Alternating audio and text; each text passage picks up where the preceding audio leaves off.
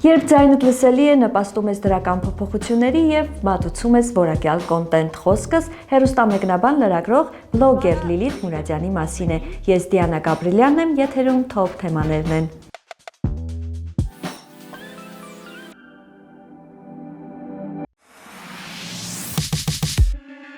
Հաղորդման աջակիցն է Հայաստանում առաջին ու միակ գրոհե պաշտոնական առցանց խանութը։ Գնեք որակյալ գերմանական սանտեխնիկա օնլայն shop.grohe.am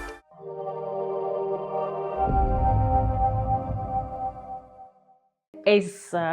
բանի մեջ, ֆորմատի մեջ, թե բլոգում, թե նույնիսկ հեռուստատեսությունում, որտեղ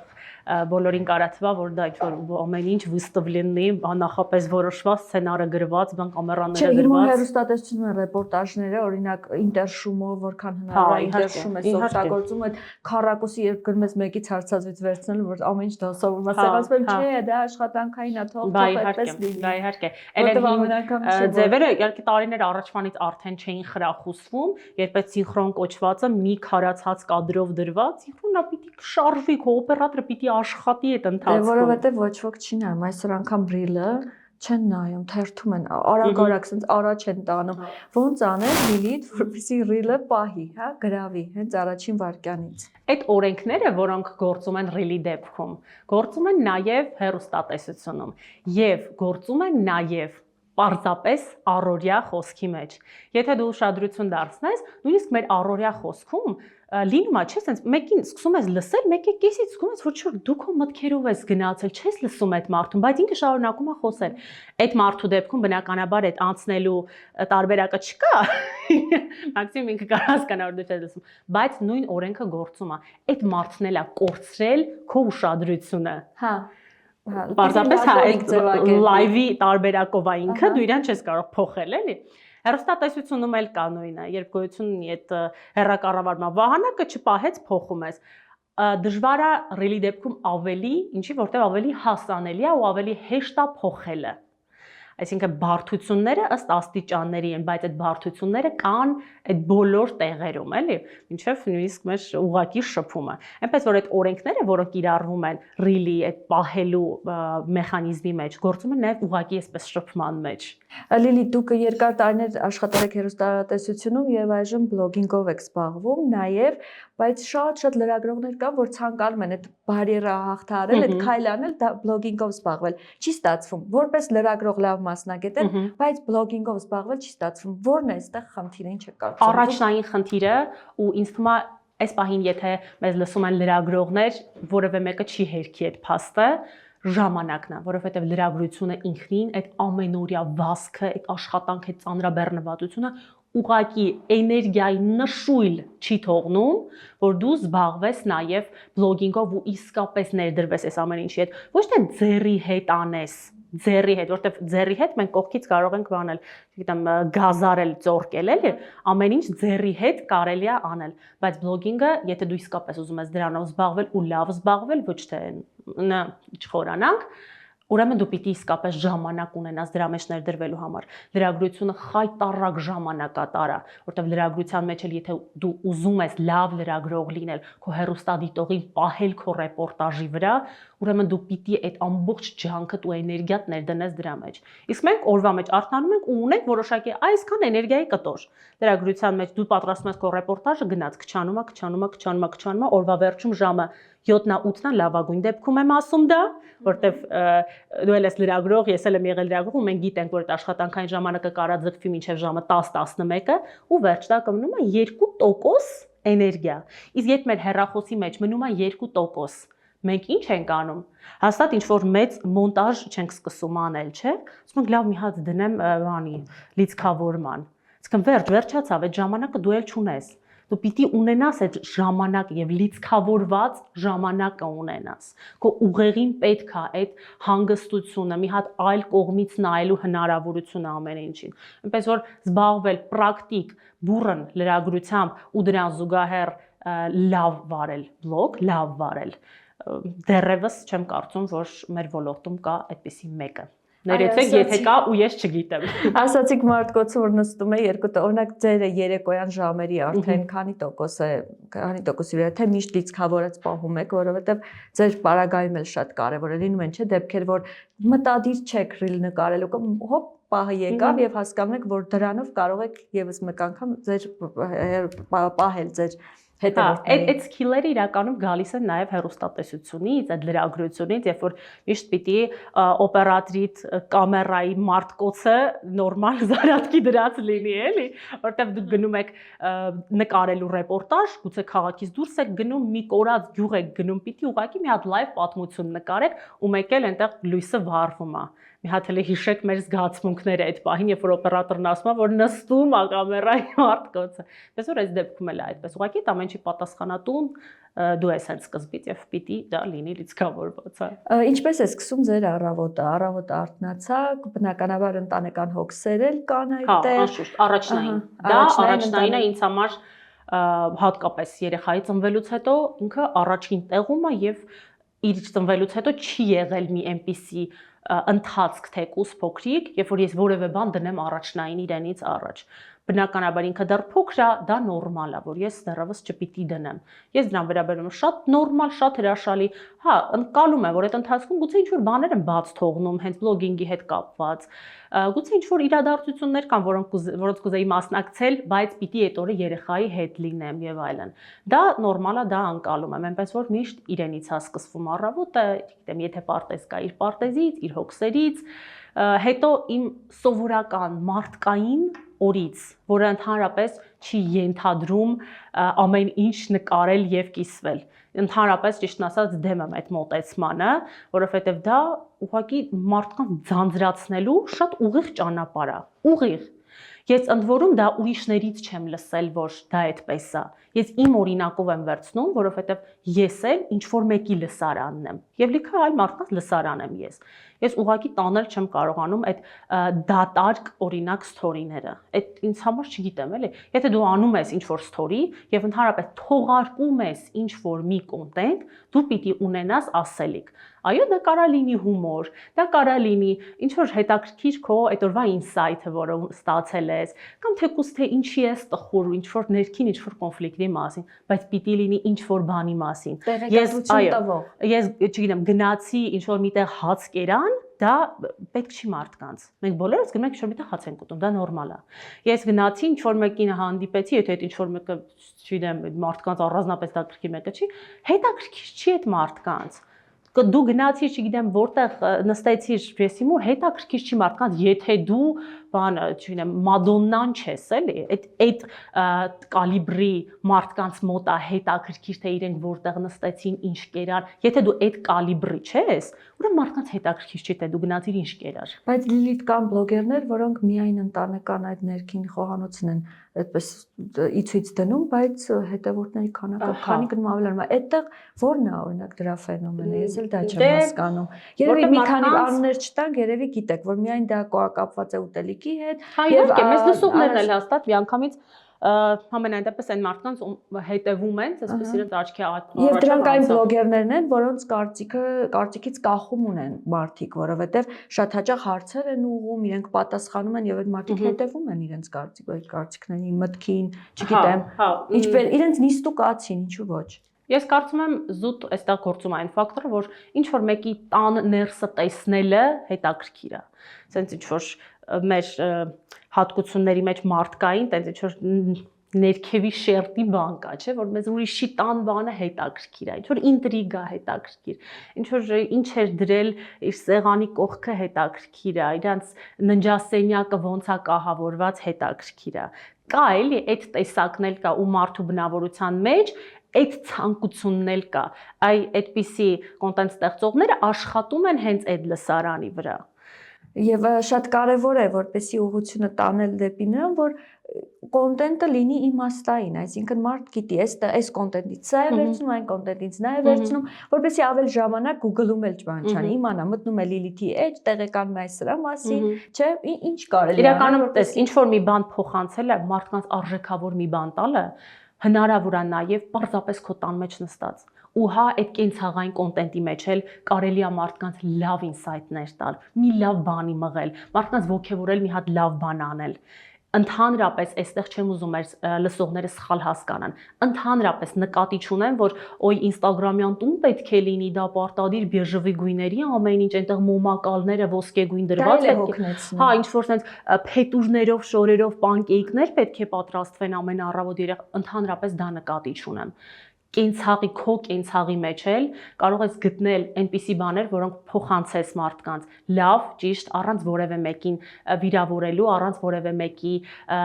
զգայուն կետերին կպնելու ու լիքը մարդկանց օգտակար լինես։ Դրա մեջ էլ է կարելի լավ անել այդ բլոգինգը։ Այստեղ ընդհանրապես բան չեմ դնում, որ օй եթե տնից ես, ուրեմն ոչ է, բացարձակ դա չեմ դնում։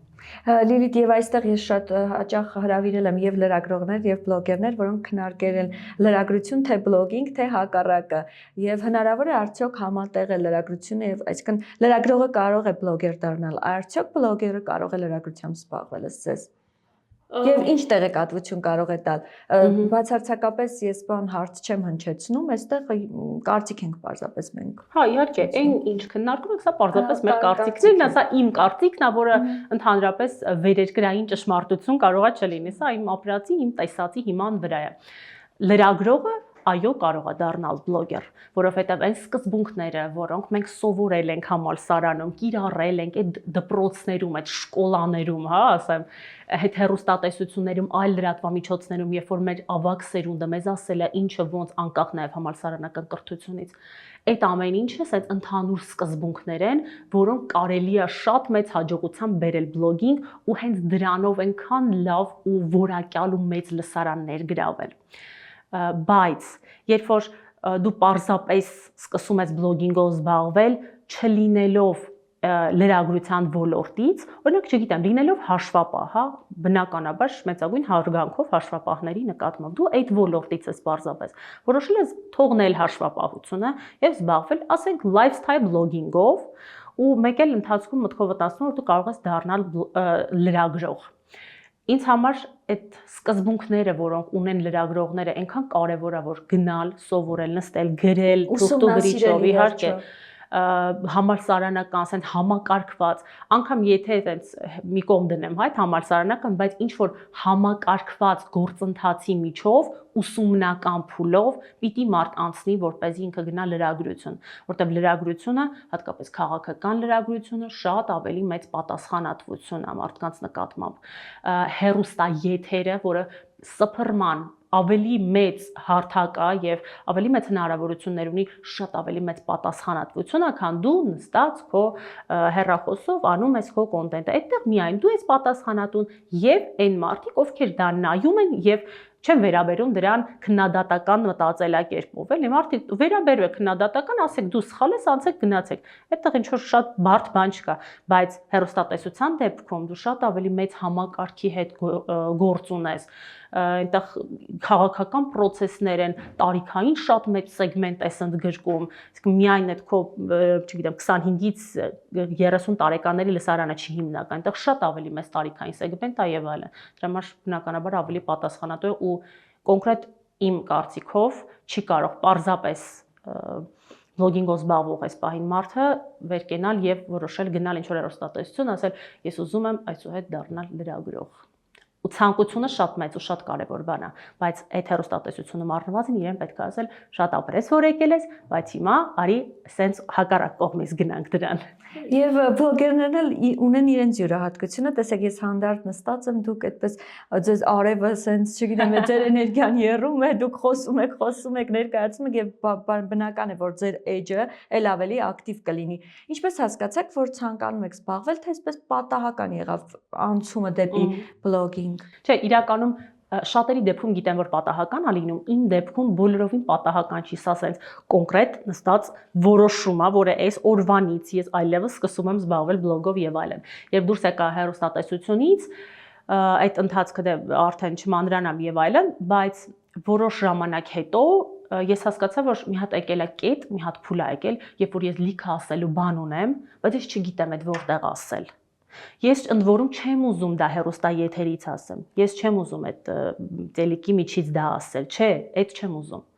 ու հատկապես բնականաբար հասկանում էի, որ տենդենսները լրիվ ուրիշ կողմ են գնում, էլի։ Այսօր հերոստատենկերության ինֆլուենսերներն են այսօր աշխատում։ Իհարկե շատ ես պաշտում եմ հերոստատեսությունը, բայց այն ինչ կատարվում է այսօրվա հերոստաեթերում մի քիչ նման է եթերային ռեանիմացիայի, ոնց որ ռեանիմացիոն ծանր բարկած հիվանդ լինի հերոստատեսությունը, որ հեսա կմեռնի, բժիշկները հույս էլ չեն տալիս, բայց ինքը մեկ-մեկ լավ նշաններ էլ է ունենում, որ կարա եւ դեռ շարունակի ապրի եւ տեղափոխվի թերապիա, եւ հետո դուրս գրվի ու ներգրավի այս հանրային կյանքին, բայց դեռևս այն ինչ ես տեսնում եմ, դեռևս ռեանիմացիոն վիճակում է ինքը։ Ու այդ ժամանակ էլ հասկացա, որ տենդենսները գնում են լրիվ ուրիշ կողմ։ Եթե դու ուզում ես ինքնաարտահայտվել եւ դու ունես լավ բան ասելու, դու պիտի նախ գնահատես ինչ եմ ես ուզում ասել, ու եթե ես ունեմ այդ լավ բանը ասելու, հատկապես գիտեմ, որ դրանք կարեւոր են մարդկանց համար, ես լիքը մարդկանց մեջ կարող եմ դրական փոփոխություն բերել, ուրեմն ինչի չանել։ Ես միշտ հորդորում եմ բոլորին, ովքեր մտածում են զբաղվել, թե չզբաղվել, ասես մտքերի մեջ եմ, նախ ասում եմ հասկացեք, թե ինչի համար եք ուզում դուք դա անել, ու եթե հասկացաք, ուրեմն ձեզ ոչինչ չպիտի կանգնեցի, անպայման արեք։ Նպատակ պիտի չէ լինի կոնկրետ ասելիք, այսինքն եթե աչ ու ձախ ես անում ընթացքում, ինձ թվում է ոչինչ չի ստացվում որպես այդպեսի։ Տես, այդ աչ ու ձախ անելը կարա լինի ինչ որ հիասթափությունների տեսքով, ընթացքային հիասթափությունների, ինչը դա նորմալ է, դա ընթացքը, դա մեր կյանքին զուգահեռ մի հատ աշխատանքը։ Չէ՞ որ մենք հեռուստատեսությունում էլ ենք ունենում օրեր, երբ որ ուղղակի չես ուզում այդ եթերը դուրս գա, ուղղակի չես ուզում գա այդ ժամը եւ դու ուղիղ եթերում հայտնվես։ Այնպես էլ լինում է այստեղ։ Պարզապես եթե այնտեղ տարբերակ չունես չլինելու ժամը եկավ պիտի մտնես ուղիղ եթեր, որտեվ դա շատ ավելի մեծ պատասխանատվություն է, ապա այստեղ դու կարող ես ինքդ քո համար որոշել, որ ես այս 3 օրը իսկապես ինձ պետքա այդ մենթալ հանգստությունը։ Ես չեմ զբաղվում այս ամեն ինչով, ես չեմ թերթում ոչ մեկի սթորիները, ես ոչ մեկի բանը չեմ նայում, կյանքով չեմ հետաքրքրվում։ Գրողը տանի ինձ այս պահին պետքա կտրվել ու հանգստանալ այդ ամեն ինչից։ Ինձ պետքա նստել իմ երեխու հետ այդ puzzle-ը հավաքել ու դրանով այնց հանդարտվել հանգստանալ։ Շատ նորմալ է ընդունել այդ որոշումները ու այդ անընդհատ այդ չկորելու մարմաճը ես անձամբ չեմ հասկանում, որտեվ եթե դու ինչ որ բան անում ես քեզնից դուրս գալով այդ քեզ ճղելով sense հազիվ այդտեղ որ մարդիկ ովքեր նայում են, դա հստակ տեսնում են, որովհետև բոլոր էկրանները հեռուստա թե համակարգչի թե հեռախոսի իրենք ռենտգեն են։ Ուղղակի մարդիկ տեսնում են քո դեմքը ու հասկանում են, որ դու չէիր ուզում դա նկարել։ Այդ այնքան հստակ է զգացվում։ Դա թե հեռուստատեսությունում է այդպես։ Եղել է դեպք, երբ որ իսկապես ինչ որ թե տրամադրություն չունեի, թե ինչ որ բաներ եղել, թե լուրերի հոսքներ ինչ որ ուրիշ ձևի, եղել է որ մարդա զանգել ու ասել է ինչի է Լիլիթ Ֆուրաջյանը այսօր տխուր։ Ու ես իսկապես հետո դրեցի ու նայեցի այդ եթերը, այդ աչքերիցս ուղղակի կաթում էր այդ տխրությունը, էլի։ Ոչինչ չէր տեղի ունենում, ես չէի լացում եթերում, ոչինչ չէր լինում, բայց իհարկե դա ռենտգեն է այդ եթերը, այդ էկրանը ուղղակի ռենտգեն է, ու մարդիկ տեսնում են, որ դու չես ուզում այդ սթորին անես, որ դու չէիր ուզում այդ ռիլը անեիր։ Ու այդ անվստահության պահն է ձևավորվում, էլի, որ իրենք հետևում են մեկին, որը ի սրտե չի անում ինչ որ մի բան։ Նա ոնց է մենք սովորական շփման մեջ չենք ուզում շփվել մեկի հետ, որ մեր հետ անմիջական չի, հա։ Դու զգալով շփվում ես երևում։ Հա, իհարկե, ասում ես, բայց չեմ ուզում, չէ, սովորական կյանքում էլ է այդպես, էլի։ Ես որ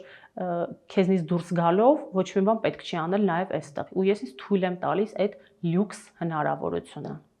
Նայում եմ ձեր էջը եւ բավականին շատ հետևորդներ ունեք Լիլիթ ջան։ Ինչպես կարողացաք, այսինքն որքան ժամանակում հավաքեցիք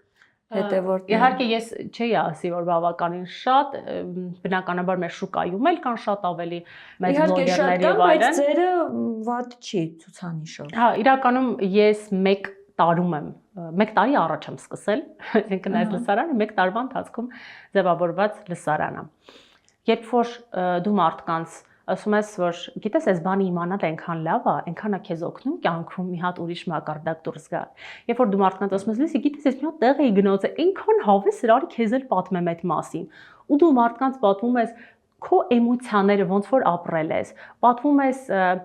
նորմալ գրագիտությամբ չեմ ասում են շատ sense արհեստական ձևով, այլ պարզապես այնպես ինչպես դու սովորական առօրյայում խոսում ես, ոչ ինչ որ գռեհիկ ձևով, էլի։ այդպես մարդիկ սկսում են ուղղակի գալ քո շուրջը, քո տեսակի մարդիկ սկսում են գալ քո շուրջը։ Այդ չի նշանակում, որ ժամանակի ընթացքում չի լինում ինչ որ մարդկանց խումբ, որ չի գնում էջից եւ այլն, դա նորմալ է, այդ մուտքերն ու ելքերը դրանք նորմալ են։ Ու չգիտեմ, երբ որ ես տեսնում եմ, որ ինչ որ քանակի մարդիկ unfollow են եղել, ես ավելի շատ ուրախանում եմ, քան տխրում։ Դες մտածում եմ, որ այս մարդիկ հասկացան, որ պարզապես պետք չի իրենց դիսկոմֆորտը այստեղ լինելը։ Ու դա ինքան օքեյ է, որտեվ ես ուզում եմ, որ լինի մի հատ համայնք, որոնց հարմար է այդտեղ լինելը, կոմֆորտ է այդտեղ լինելը, լարում չկա այդտեղ, կարելի է հանգիստ ինչ-որ բան ասել այդ մարդուն, իրենից լսել ինչ-որ մի բան, ու ամենակարևորը իր հետ ամեն օր դառնալ ավելի լավը։ Այդ իսկապես ամեն մի բան post-ելիս իմ մտքում է դա, որ արդյոք ես ինչ-որ բանով օգնում եմ ինձ լսողներին կամ նայողներին դառնալ այսօր մի քիչ ավելի լավը, քան երեկ էր։ Ու եթե ես գտա այդ մի քիչը, ուրեմն ես ունեմ պատճառ դա post-ելու։ Տեսեք, ասացիք, որ իրենցից էլ եք ստանում փաստորեն, մեկնաբանությունների տեսքով է լինում, թե անձնական նամակ են գրում եւ արդյոք դուք հասկանալի է, լրագրողները բոլորը ցանկանում են լսելի դառնալ, լսելի լինել, իրենց կարծիքը որպեսզի հաշվի առնեն, չէ՞ որ իրեն կարծիք ձևավորելու համար են, որպես այդպեսին դուք որ դարձաք լսելի, ինչ էմոցիաներ եք ապրում։ Որտեվ TV-ով դա չի փոխանցվում, չէ՞ շատ հաճախ։ Իսկ այստեղ TV-ով feedback-ը դու չես ստանում։ Այստեղ feedback եք ստանում։ Թեև ինչքան էլ TV-ն այսօր ավելի փորձում է մոտենալ իր լսողներին եւ օրինակ YouTube-յան, ուղիղ եթերա նաեւ գնում լրատվական թողարկումը եւ այնտեղ մեկնաբանությունները բաց են, այնտեղ կարելի է գրել ամեն ինչ եւ այլն։ Ու հետաքրքիրն ինչն է, որ ես անգամ այդ տարբերակում TV-ով ինչ որ մեկնաբանություններ ստանում էի։ Չգիտեմ, այս հաղորդավարուհին, չգիտեմ, շատ եմ սիրում եւ այլն, ինչ որ մի բան։ Իսկ իրանք ինչ որ մի ձև գալիս ասում են, բայց բնականաբար ծավալների հետ համեմատելի չի։ Ինչով է այստեղ շատ ավելի ոգևորող այդ ամեն ինչը։ Դեպի երբ որ դու անմիջապես արեցիր, դու միանգամից ստանում ես քո ֆիդբեքը, դա ասենց այնքան ոգևորող է, հատկապես երբ որ լավն է։ Քիչ ամնում ես թևեր աճեն, գնաս թրջես էլի։ Իսկ այնտեղ այդ ծավալն է փոքր ավելի, այդ տարբերությունը կա եւ այլն։ Բնականաբար շատ ուրիշ է, էլի, եւ նամակների տեսքով եւ մեկնաբանությունների տեսքով։ Ընդ որում շատ առողջ են վերաբերում բոլոր տեսակի կարծիքներին, եթե դա կարծիք է։ Դա վիրավորանք չի, դա էլ չեմ ասում հայհոյանք չի, դա ինչ որ անկազմակերպ անտրամաբանական ինչ-որ մի տեքստ չի, հա, եթե այդպիսի բան չի, ապա իսկապես կարծիքին շատ նորմալ են վերաբերում, միշտ փորձում եմ քննարկել, հաճախ համաձայնում եմ, որ դուք ճիշտ եք, այդ տեսեք, դուք շատ ավելի շատ բան եք տեսել, որտեվ այդ կողմից եք նայում հարցին եւ այլն։ Դա այնքան առողջ են վերաբերում ու ինձ թվում է դա էլ է եկել լրագրությունից կարծիքներ լսելու հանդուրժողականությունը, որը լրագրության այդ հիմնական սկզբունքներից մեկն է, քո պարտականություններից ու պարտավորություններից մեկն է, ինձ հետ եկել է նաև այստեղ, դրա համար շատ հանդուրժող եմ վերաբերում։ Լիլիթ ջան, բլոգերները նաև պիտի մշակեն, ինձ թվում է իրենց առաջնահերթությունները որոշ չափով արդեն բիզնես հմտություններ են ձեռք բերում, գործընկերների հետ շփվելու հմտություններ են, որպես ինֆլուենսեր հաճախ եք հրաժարվում այս կամ այն, չգիտեմ, գովազդից կամ որն է լինում, հա, հիմքում որն է դրա։ Իրականում չեացի, որ շատ հաճախ եմ հրաժարվում, ինչու, որովհետև այսօրվա ինֆլուենս մենեջերներն էլ, այսինքն այն մարդիկ, ովքեր կապ են հաստատում մեծ կամպանիաների այդ թիմերում աշխատող մարդիկ, իրենք արդեն իսկ գիտեն, թե իրենց առաջարկը օրինակ ում կարելի է առաջարկել, այս մարդուն կարելի է առաջարկել։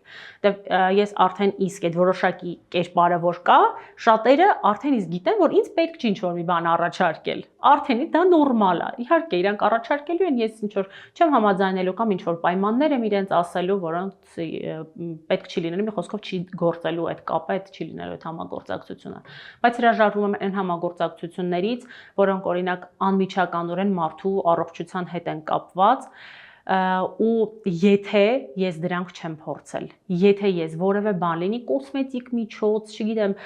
մազերի խնամքի հետ կապված ցանկացած մի բան, որը հպվում է մաշկին, որը բոլորիս մոտ տարբեր է ու շատ զգայուն է եւ այլն։ Լիքը բաներ, որոնք այո բժշկական եւ ես առնվազն շատ լավ տեղեկացված չեմ, թե ինչի մասին է խոսքը, կամ ես չեմ փորձել եւ այլն, որովհետեւ հատկապես լսարանի մեծացման հետ կապված մի հատ հսկայական պատասխանատվություն է, որ դրվում է ուսերիդ, ու այդ ամեն գովազդ վերցնելիս ես մի հատ sense գնում եմ այն աշխարհ հետ եմ գալիս, որ ես պիտի այդ ամբողջ պատասխանատվությունը վերցնեմ իմ վրա հանկարծ ու դա ինչ որ մեկին վնասեց։ Չեմ ասում, այդ դուրս չեկավ, նորմալ է ինչ որ մի բան դուրս գալ չգալը, դա չի։ Կարևորը հանկարծ ինչ որ մի բան չվնասի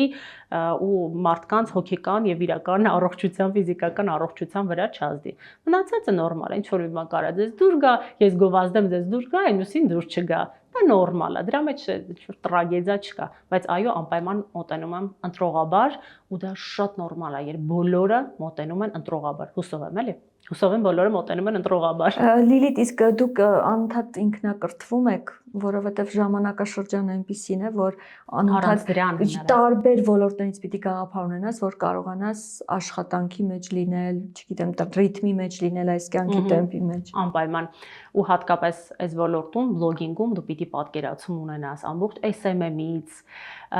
մարքեթինգից, ընդ որում մարքեթինգ միայն չի նշանակում ինչ-որ ապրանք ծախել, էլի, այո, ինքը վաճառքի մասին է, բայց մենք նաև մեզ ենք վաճառում, ինչքան էլ որ դա ոչ պոլիտկոռեկտ հնչի, բայց մենք նաև մեզ ենք վաճառում, մեր գաղափարներն ենք վաճառում, մեր անձի բրենդն ենք ցույց տալիս ու վաճառում։ Իսկն դու պիտի նաև դրանից պատկերացում ունենաս։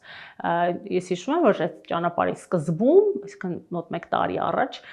կուրս էի նաև վերցրել մարքեթինգի, որ նաև հասկանալ ինչ նշանակում անձի բրենդ ձևավորել եւ այլն։ Որտեվ կարա թվա, որ օй դու եկել ես հեռուստատեսությունից, ուրեմն դրանք դու շատ լավ գիտես, բայց հետո պարզվում է, որ դու այնքան բան, հա, այնքան բան չգիտես անձի բրենդ ձևավորելու մասին, չնայած որ դու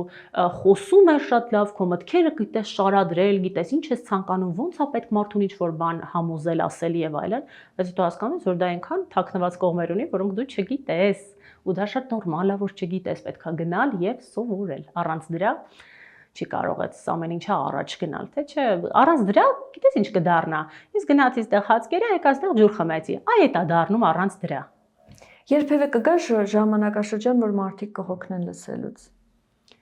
Չեմ կարծում իրար լսելուց, մարդու հետ շփվելուց չեմ կարծում, որովհետև այնց պատմության ընթացքն էլ որ նայենք, այդպիսի ժամանակ չի եղել ռադիո լսելուց հոգնեցին չասեմ, բայց զարգացում տեղի ունեցավ, երբ եկավ հեռուստատեսությունը։ Հետո երբ եկավ կինոարտադրությունը զարգացավ,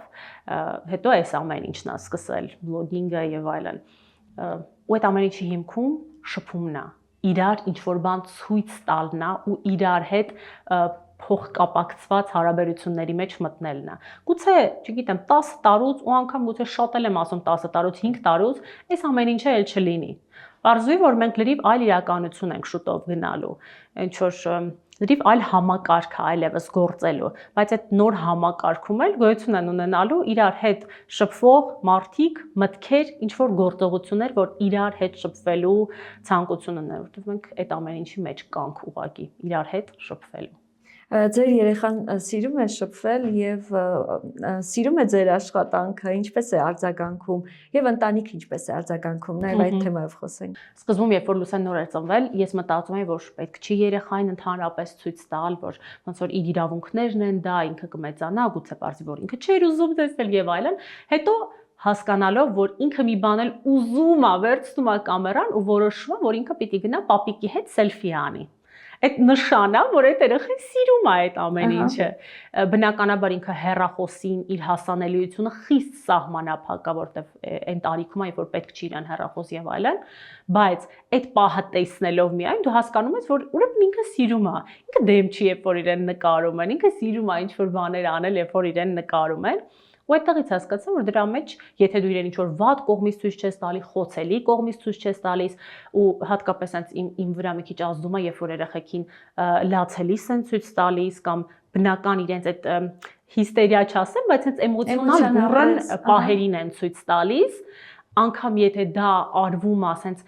լսարանին լավ բանի վերջո հաղորդելու համար, մեկ ասենց իմ մեջ մի հատ ասենց կետ կա, որ ասում եմ, չէ, էլի պետք չի երախուն տենց ցույց տալ։ չէ, եթե այդ տենց տարբերակներով չի, ուրեմն շատ նորմալ է, իր համար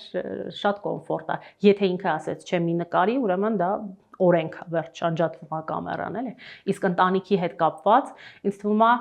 ընտանիքս այն եզակի ընտանիքներից է, որ բոլորը առաջին օրից support են արել իմ այդ գործունեությանը։ Ու անգամ այն պահերին, երբ որ ես չեմ հավատացել այդ ամենին, ու իսկապես այնքան հիասթափված եմ եղել, որ ասել եմ ես վաղվանից էլ այս ամեն ինչով չեմ զբաղվել, թողնելու եմ այս ամեն ինչը, չգիտեմ, գտամ ուրիշ գործով զբաղվեմ։ Այնքան բաներ ունեմ, որոնց կարող եմ լրիվ ուրիշ տեղներ դնեմ, ուրիշ գործերով զբաղվեմ, էլի իրականում։ Բնականաբար սա ինչ որ գլուխ գովալու հատված չի, սա քո պոտենցիալի իրական գնահատելու մասին է, էլի։ Բայց հաջորդ օրը եղել է ասած մի հատ բան բոլորի կողմից, որ չէ, դու իրավունք չունես սա թողնելու, որովհետև մենք տեսնում ենք, թե դու ինչքան ես սա սիրում, մենք տեսնում ենք, որ սա քո մոտ ստացվում է, բնականաբար ես սա սուբյեկտիվ կարծիքներ եմ ասում, լիքը մարդու կարա դա դուրս չգա, առողջ քննարկում է, հասկանում ենք բոլորս ինչ եմ ասում ես։ Եվ դրանից ելնելով դու ուղղակի չպիտի թողնես։ Եվ հետո միշտ չի, որ ես ինքս եմ այդ հատկապես հիասթափված պահերին հասկանում, որ սա ընթացքա կանցնի, որտեղ հիասթափությունների պահերին մեզ թվում է, որ սա հավերժ է, սա չի անցնելու, վերջ, ամեն ինչ կործանված է, երկինքը փլուզվել է գլխից։ Չէ, իրանք, որ կողքից են, տեսնում են, որ սա մի հատ փոքրիկ ընթացք է, հեսա այս հիասթափությունը դու կապրես, իրենից դուրս կբերես այն ինչ քեզ պետքա կաներ ու կշարժվես առաջ։ Այնպես որ իրենք ինքան support են արել, չգիտեմ, սկսած ամուսնուցս, որ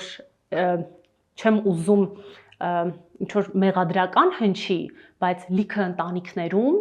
իմ ծանոթ բլոգերների ընտանիքներում գիտեմ, որ չկա այդ support-ը։ Եթե անգամ չեն խանգարում, բայց այդ իրական այդ գործուն support-ը չկա։ Ու նաև կան մեր ընտանիքի պես լիքը ընտանիքներ, ովքեր գնում են նկարահանումների ամուսնու հետ անպայման, որովհետև ամուսինը պիտի նկարի։ Եվ իրենք խելոք նկարում են, որովհետև գիտեմ, որ դախր դու այնքան ես սիրում այդ ամեն ինչը, դա։ Նույնիսկ հանգստի վայրում։ Հա, շուտ, ասում եմ մենք եկել ենք հանգստ ստանալու, կինս հեռախոսն է մաքրում։ Այդ մեր դեպքում էլ է։ Շնորհակալություն Լիլիթ հարցազրույցի համար եւ վստահ եմ, որ հարցազրույցից հետո եւս շատ գործեր ունեք, չէ՞, պլանավորած օրվա ընթացքում։ Այսօր, քանի որ weekend-ը, չգիտեմ երբ կգնա YouTube-ի եթեր, բայց այսօր եւ վաղը հանգստի օրեր են, հետո երկու շաբթիից արդեն նորից ակտիվ վերադարձ։ Այսինքն աշխատանք հանգիստ։ Հա, իհարկե, որովհետեւ մի շրջան կար, երբ որ ես չէի տարանջատում դա ու հասկացա, որ ես խայտառակ հյուծվում եմ, որ ես չունեմ հանգստի օրեր։ Ու ինչպես բոլոր աշխատանքները հասկացա, որ չէ, պիտի ունենան հանգստյան օրեր, այս օրը չեմ աշխատում, կամ գոնե շաբաթվա մեջ մի օր չեմ աշխատում։ Ձեզ բարի հանգստի օրեր եւ բուրըն աշխատանքային գործունեություն։ Շնորհակալություն։ Անչափ շնորհակալ։ Հայաստանում միակ ու առաջին գրոհե առցանց խանութն արդեն գործարկվել է։ Shop.grohe.am։ Գնիր առցանց, ստացիր արձեռը։